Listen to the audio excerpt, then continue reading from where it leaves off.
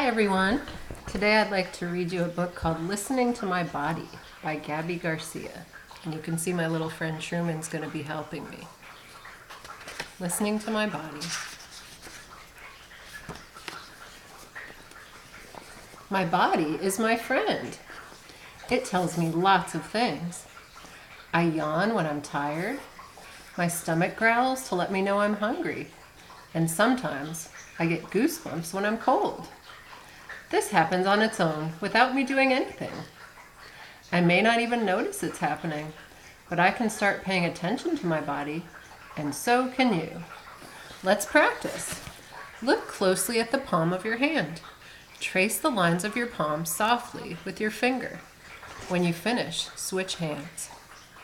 So you'll see there are little cracks in your hand. Mine makes a letter M like McDonald's. So just gently trace those and then switch hands. How did that feel? It was a little tingly for me, but in a good way.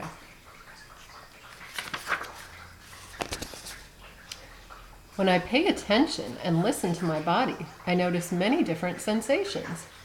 Sensations are the physical feelings we all have inside and outside our bodies. Cold, sweaty, strong, and breathless are all examples of sensations. Have you felt those sensations before? Let's practice. Rub your hands together quickly for 30 seconds. So let's do that. Truman's watching me. He doesn't know me to do this very often. Rub them fast.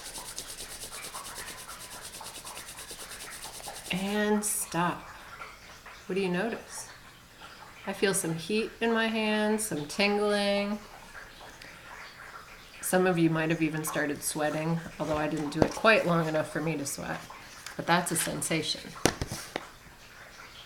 The sensations of my body are always changing. There are times when my body is so wiggly and squirmy that it's like I have ants in my pants. At other times, my body is calm and still.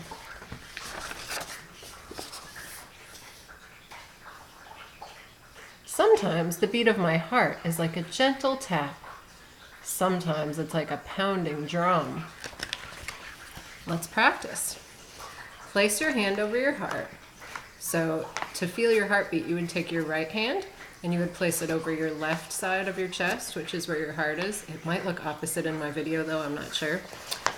Or you can feel your heart rate right here on the side of your neck. There's a little pulse point. So just take a minute to feel your heart. I like to do mine here. And find its beat. Now we're going to jump up and down quickly 15 times. And I'm actually not going to do it because Truman's in my lap and he'll get moved out of the way and it's hard to get him to sit still. But I want you to stand up and jump in place or do some jumping jacks and I'll count to 15. Then we're going to check your heart again. Ready? 1, 2, 3, 4, 5, 6, 7, 8, 9, 10, 11, 12, 13, 14, 15. Now mine is the same because I didn't jump around, but you probably notice a change. I bet your heart rate got faster and you might have started to feel a little bit hotter. Your breathing might have gotten a little bit faster. So those are sensations. I can also listen to my body for clues about how I'm feeling about the things happening around me. Feelings are not good or bad. They're something we all experience. Curious, proud, grumpy, and scared are all a few feelings we have. What other feelings can you name? So see if you can think of some other feelings besides curious, proud, grumpy, and scared. I'm thinking of happy, jealous, excited. What I've learned from listening to my body is that sensations and feelings go together. I noticed that when I got to ride a roller coaster for the first time, I was super excited that I was finally going to ride it, but I also felt nervous when I climbed on board. My belly felt squishy and fluttery. My mom calls that having butterflies in your stomach, but I thought it felt more like a kitty chasing a ping pong ball in there. What sensations do you notice when you're excited or nervous? When I got off that roller coaster, I was buzzing and tingly all over. My eyes were like saucers, and I had a smile plastered on my face. It felt awesome. Let's practice. Place your hand on your belly and take 10 deep breaths.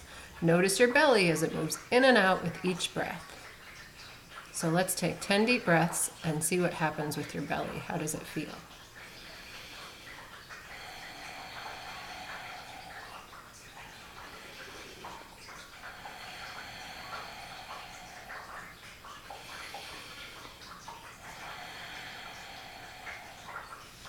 I only did 3, but you can keep doing the other 7. Did you notice that your belly might have felt like a balloon filling up with air and then letting the air out? Did your belly feel soft and relaxed? Did it feel tight, or did it feel something else?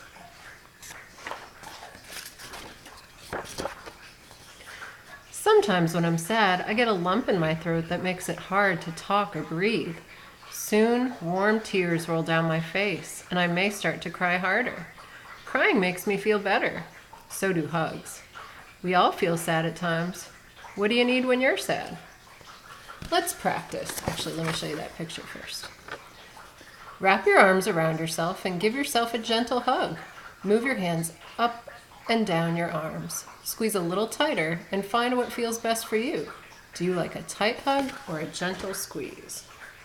So first you can try this to give yourself a gentle hug, and then you can try a bear hug squeeze. I like gentle hugs, but I know some of my students like bear hugs. Which do you like? My mom explained to me that sensations and feelings are like the waves in the ocean. Some come crashing in, while others roll in gently, and they always come and go. We can't stop the waves from coming, but we can pay attention to them so they don't knock us over.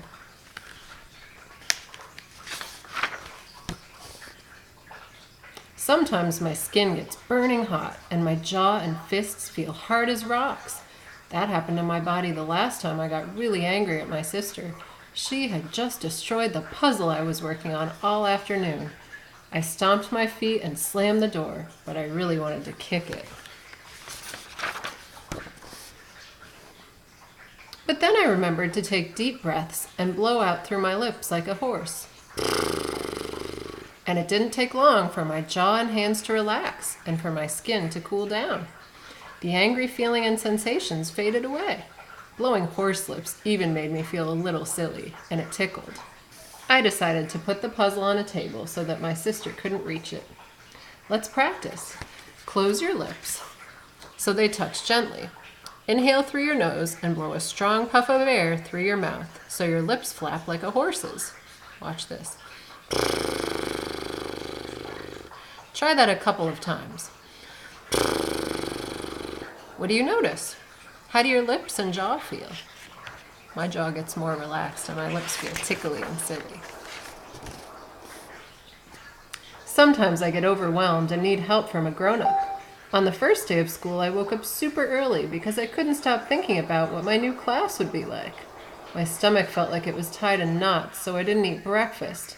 In class, it was hard for me to focus on what my new teacher, Miss Morgan, was saying, and my body was shaky. When it was time to line up, I accidentally bumped my desk and knocked my stuff all over the floor. Everything was going wrong. I've had a day like that before. Let's see if we can get this the right way. Mrs. Morgan helped me pick up my things, and I took deep breaths like she reminded me. I told her about my morning, and she explained that our brains have a hard time thinking when our bodies are tired and hungry. Miss Morgan thought I would feel better if I had a snack and rested in a quiet area while the class was at recess. She was right. I was calm and able to focus, so the rest of my day went much better. It's okay to get help when we need it. Who's an adult who helps you?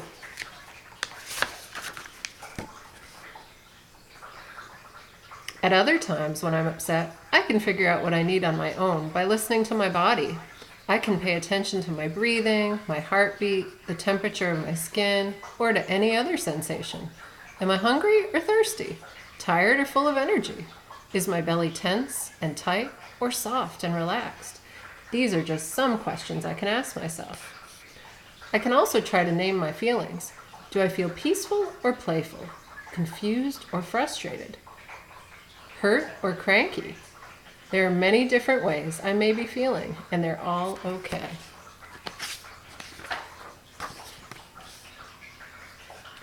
Listening to my body and naming what I feel takes practice, but it helps me figure out what I need. Do I need to have a snack, drink some water, or get some rest?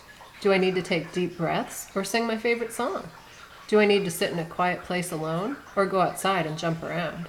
I can color or draw, dance, cuddle with my dog, or hang around someone I love. The more I practice, hold on, I forgot the bottom there.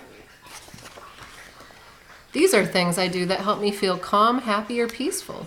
Everybody's different, so you get to decide what feels best for you. The more I practice listening to my body, the better I get at responding with care and kindness for myself. I can get better at listening to my body, and so can you. Let's practice. Listen to your body. Do you want to sit down or stand up?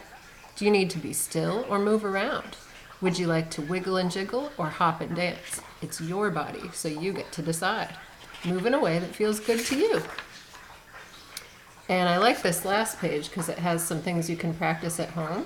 So first there's a list of sensations that you might feel in your body, like ants in my pants, breathless, butterflies in your stomach. And then a list of feeling words that you might feel, like angry, awesome, confused, curious. And then there's some activities that you can try that might feel good to your body or help you feel calm and peaceful. So I see cuddle with a pet is on there. I love to do that one. You know, I'm sitting with my pets right now. Singing a song, getting a drink, going outside. So just take a look at that if you get this book and pick which ones work best for you. And then we have a little bit about Gabby Garcia, who's the author. So I hope you enjoyed listening to my body, and I hope that helps you to listen to yours.